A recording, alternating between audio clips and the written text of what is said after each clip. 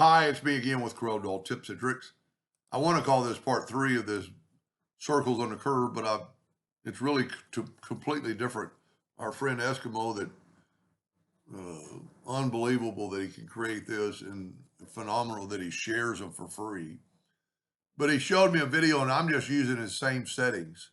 Circle distance is 0.7, spacing is 80%, lateral scattering, I don't know what it means, but I set his settings, what he did on the video.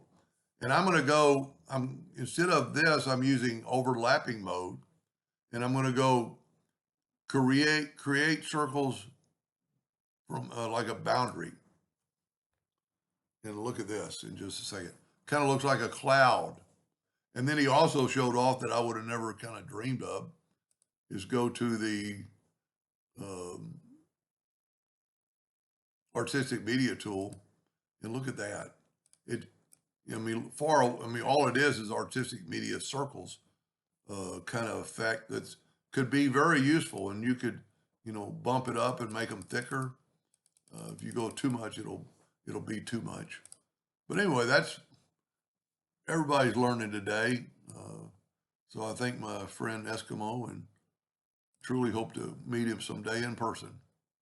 So I'll leave a link to this circles on the curve at the bottom of this video. Anyway, I hope that helped. Thank you for watching.